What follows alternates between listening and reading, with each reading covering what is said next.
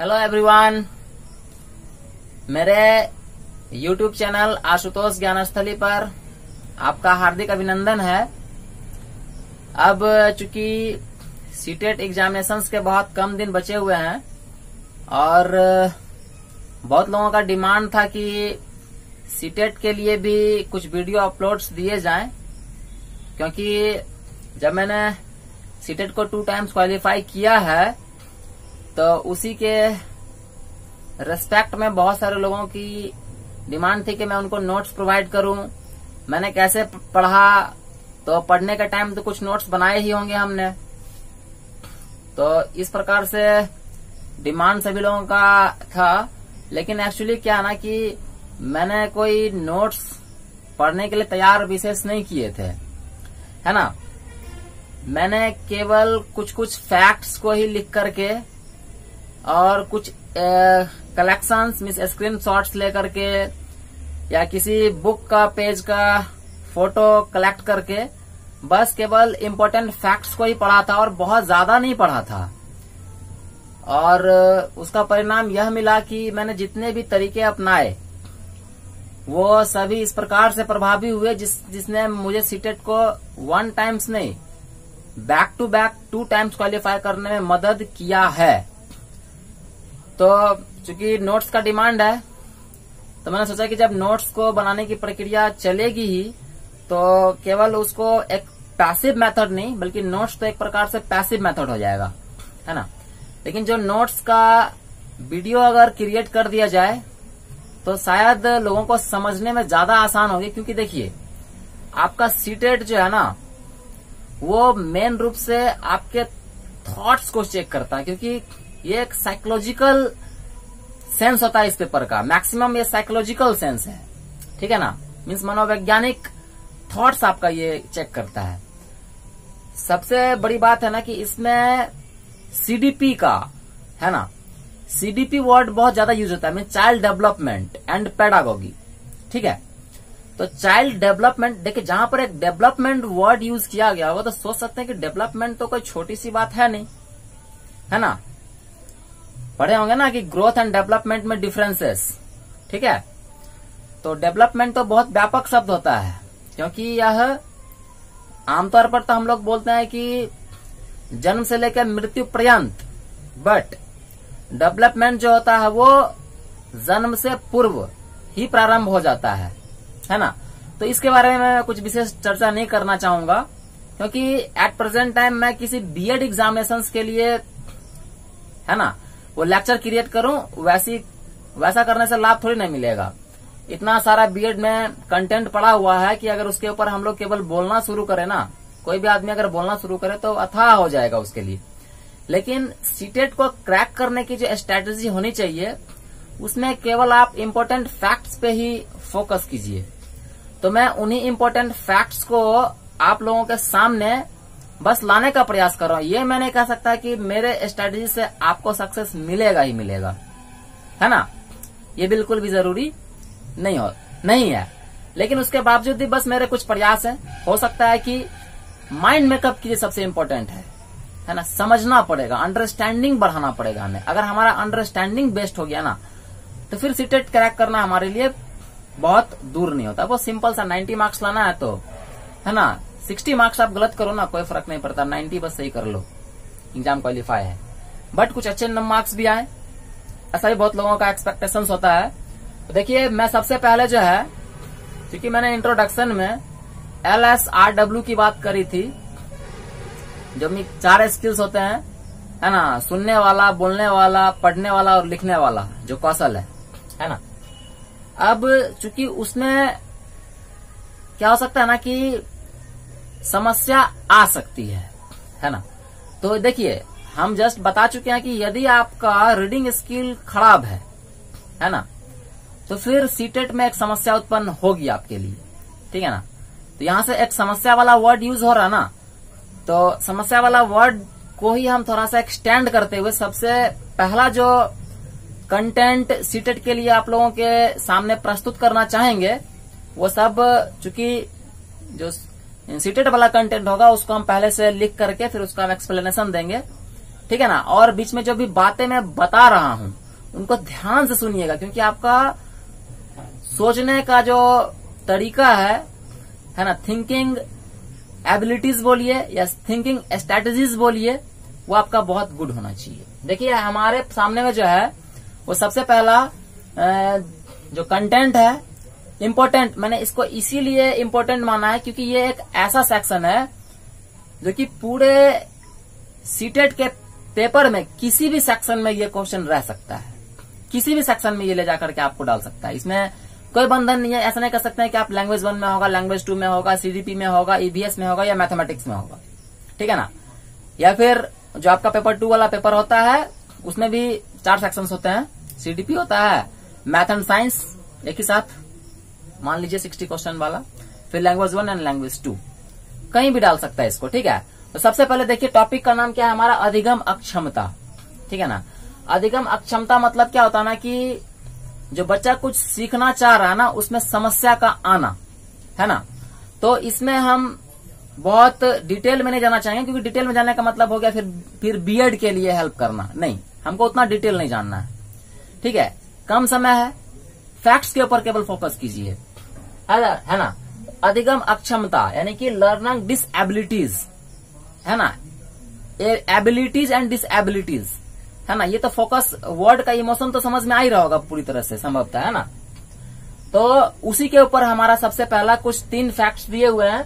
ये तीनों facts important है, डायरेक्ट क्वेश्चन इससे रह सकता है। देखिए इसी क्वेश्चन को हम लोग बोलते हैं सब्जेक्ट रिलेटेड क्वेश्चन, समझिएगा। हम आपको फर्क बताएंगे subject related and pedagogic related question. पिछले इंट्रोडक्शन में बांटा गया था ना 15-15 में, ये जो टाइप है हमारा वो इसको हम लोग रखेंगे कहां पे, सब्जेक्ट रिलेटेड, है ना, क्योंकि डायरेक्ट क्वेश्चन डायरेक्ट आंसर। देखिए सबसे पहला जो फैक्ट है अधिगम अक्षमता में, मतलब बच्चों में किसी प्रकार का समस्या, सीखने में जो कठिनाई हो रही है, बहुत कारणों से हो सकता है, उनकी दिव्यांगता के कारण भी हो सकता है, बहुत सारा कारण हो सकता है उसका, उस कारणों पर फोकस नहीं करेंगे हम अभी। अधिगम अक्षमता जो देख रहे हैं, सबसे पहला बात फैक्ट जो इसके लिए यूज हुआ है वो 1963 में सैमुअल किर्क, है ना, मनोवैज्ञानिक का नाम है, जिन्होंने सर्वप्रथम इस शब्द का प्रयोग किया था, ठीक है। सबसे पहला फैक्ट, इतना देर बोलने के बाद एक फैक्ट्स बता रहे, क्योंकि सबसे पहले आपका माइंड मेकअप होना चाहिए, ठीक है। अब हम लोग जो है वो सेकंड, क्योंकि जब क्रमिक धीरे धीरे हम लोग आएंगे ना तो केवल फैक्ट्स के ऊपर ही हम बात करेंगे, ज्यादा विशेष नहीं, फैक्ट्स, क्योंकि डायरेक्ट समझिए, मेमोराइज कीजिए और फिर उसको अगर एग्जाम में वो आता है तो उससे आप अपियर कीजिए वहां पर और आप उसका लाभ उठाइए, ठीक है। और सबसे अधिक इंपॉर्टेंट है कि कंसेप्ट बिल्डिंग होना चाहिए, ठीक है। इसमें 1963 मतलब कोई ट्रिक व्रिक का बात नहीं है, ठीक है। फैक्ट्स को याद रखिए, फैक्ट्स याद रखना जरूरी है ना, बाद बाकी ट्रिक के चक्कर में तो फिर डूब जाइएगा। दूसरा नंबर बात क्या है कि 1972, यानी कि देखिए अधिगम अक्षमता से संबंधित आपका 2 ईयर बहुत इंपॉर्टेंट है, 1963 एंड 1972। 1963 में सैमुअल किर्क ने सबसे पहले इस शब्द का प्रयोग किया था। दूसरा नंबर फैक्ट है हमारा कि 1972 में क्रुकसैंक जो है, जो वैज्ञानिक मनोवैज्ञानिक है, उन्होंने अधिगम अक्षमता संबंधी 40 शब्दों का एक शब्दकोश निर्मित किया था। बस इतना ही फैक्ट याद रखना, वो क्या है 40 शब्द, उसके ऊपर हमें अभी फोकस नहीं करना, वो क्योंकि उसके ऊपर फोकस करने का मतलब फिर होगा वो बीएड एग्जाम की तैयारी करना। अभी हम लोग सीटेट की बात कर रहे हैं, फैक्ट्स के ऊपर फोकस कीजिए। और यही गलती करते हैं हम लोग, इतना मोटा मोटा नोट्स अरेंज कर लेते हैं, फिर पढ़ते पढ़ते फिर हम लोगों को पता चलता है कि क्या पढ़े और क्या नहीं पढ़े, और एग्जाम देने जाते हैं फिर 1 नंबर 2 नंबर से लटक जाते हैं, ठीक है ना, मैक्सिमम का यही होता है। तीसरा नंबर फैक्ट हमें ध्यान में यह रखना होगा कि association for children with learning डिसएबिलिटीज एक एसोसिएशन है जो कि आपको उन बच्चों के बारे में बात करता है जिनको लर्निंग डिसएबिलिटीज है यानी कि अधिगम अक्षमता से जो बच्चे जूझ रहे हैं उनके लिए जो एसोसिएशन का गठन हुआ है, उसका जो गठन करता है, यानी कि गठन जिन्होंने किया है, वो उनका नाम क्या है? सैमुअल किर्क है। ठीक है, यानी कि यहाँ पर देखिए क्या चीज है, वर्ड टैग कीजिए। सबसे पहला 1963, 1972, दो इंपॉर्टेंट ईयर, दो व्यक्ति के नाम, सैमुअल किर्क एंड क्रुकसैंक, है ना। 40 शब्दों का मामला है क्रुकसैंक के साथ, 40 शब्द क्रुकसैंक। ठीक है, फिर सैमुअल किर्क सबसे पहले शब्द का प्रयोग किए और association for children with learning डिसएबिलिटीज का गठन भी इन्होंने ही किया था। ठीक है, अब हम बात करते हैं कुछ लर्निंग डिसएबिलिटीज के कुछ प्रकार के बारे में। ठीक है, चलिए। हाँ, तो आप देख सकते हैं मैंने, चूंकि ये एडिटेड वीडियो है, ठीक है ना, तो बोर्ड को क्लीन करके वापस लिख करके समय का बचत करने के लिए मैं सब कुछ पहले से अरेंज कर चुका हूं। और देखिए जो भी बात है ना, बस सामने में रखने की मेरी आदत है। ठीक है, एवरीथिंग मस्ट बी क्लियर। हम लोग जो बात कर रहे हैं, ठीक है ना, वो हमारा ये टाइप्स है। ठीक है, ये जो टाइप्स है हमारा ना, हम जब बोल रहे थे ना अभी कि किसी भी सेक्शन में इंक्लूड हो सकता है। ठीक है, तो हम जितना ही बात बोल रहे हैं ना, उनमें से भी आपको फैक्ट्स को ही बस फोकस करना है। सबसे अधिक जो लिखे हुए हैं वही सारे फैक्ट्स हैं, बस आप उन्हीं पे फोकस कर लो।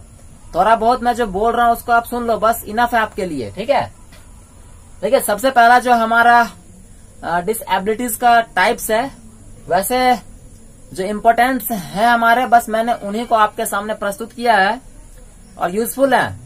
बोल दूं कि केवल यूजफुल फैक्ट्स ही आपके सामने मैं प्रस्तुत करूंगा, क्योंकि समय कम है और उस टाइम पे केवल फैक्ट्स ही सामने निकल करके आए ना, दूध की जरूरत नहीं है भैया, हमें मक्खन की जरूरत है। ठीक है, तो डिसलेक्सिया जो होता है हमारा, वो हमारा पढ़ने संबंधी विकार को प्रस्तुत करता है, उससे संबंधित है। पढ़ने संबंधी, बच्चा पढ़ नहीं पा रहा सही से, रुक रुक के पढ़ रहा, होता भी है ना बहुत को, रीडिंग स्किल।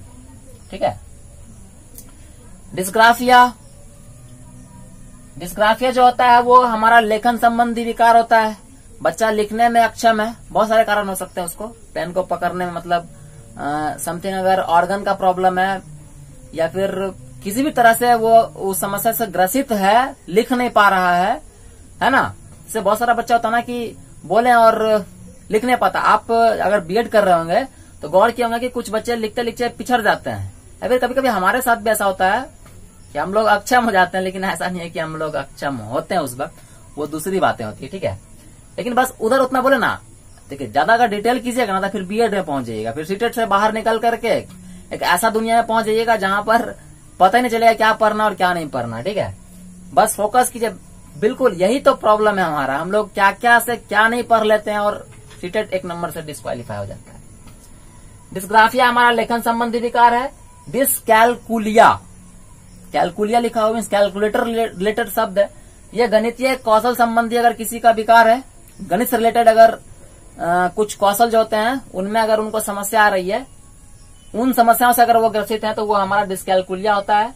डिसफैसिया एक हमारा है वाक संबंधी, है ना, मीन्स पेट में बात तो बहुत है ना, लेकिन बोल नहीं पा रहे। ठीक है ना, सिंपल सा बस होता है, बहुत लोगों का हेजिटेशन होता है, ये अधिगम है। जरूरी नहीं है कि बिल्कुल बच्चा जो है वो फिजिकली चैलेंज्ड होगा, दिव्यांग टाइप का होगा तभी उसके अंदर सारा प्रॉब्लम्स होगा। बहुत सारे कारण, मानसिक रूप से भी कुछ लोग अक्षम होते हैं, है ना, भावनात्मक रूप से भी बहुत सारे, मीन्स कह सकते हैं संवेगात्मक रूप से भी बहुत लोग इस समस्या से ग्रसित हो जाते हैं, है ना। बहुत लोगों के अंदर हेजिटेशन भी होता है, बहुत सारे कारण होंगे, लेकिन हमें ये सब नहीं देखना है। हमें बस ये याद रखना है कि डिसफैसिया जो होता है वो बाक संबंधी अगर विकार की बात करेगा तो उसको हम लोग बोलते हैं डिसफैसिया।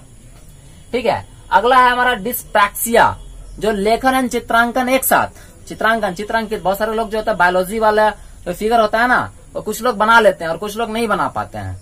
तो कहीं ना कहीं जो है वो अगर अधिगम के अंतर्गत आ रहा है और उस संबंधी उनको अगर विकार है तो उस विकार को हम कहेंगे क्या, उसको हम लोग बोलेंगे डिस्प्रैक्सिया।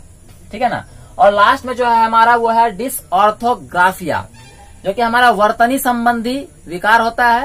हर्षई दीर्घऊ, हर्षऊ दीर्घऊ कहाँ, है ना, क्या लगाना है, अनुस्वार हलंत, ये सब इस तरह का जो विकार होता है ना, उसको हम लोग क्या बोलते हैं, डिसऑर्थोग्राफिया बोलते हैं।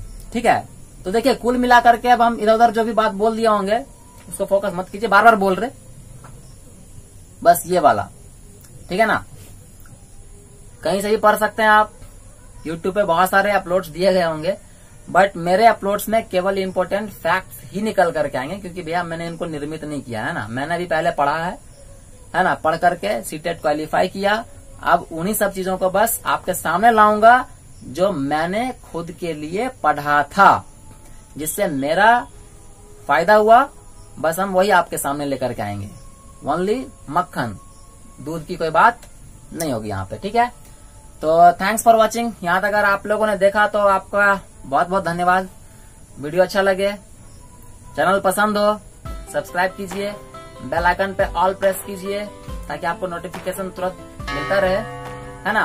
और यथासंभव अगर मेरे द्वारा भी आपको मदद मिलती है तो मुझे बहुत खुशी होगी, है ना। और धीरे धीरे यूट्यूब का सफर हम सफल बनाने का कोशिश करते रहेंगे, लाइव सेशन तक आने तक, उसके बाद फिर बहुत कुछ बदल जाएगा। ठीक है, तो इसमें आप लोग भी हमारा सपोर्ट करते रहिए, है ना। हम लोग फिर मिलते हैं next important fact for CTET के लिए। थैंक यू, फिर मिलेंगे।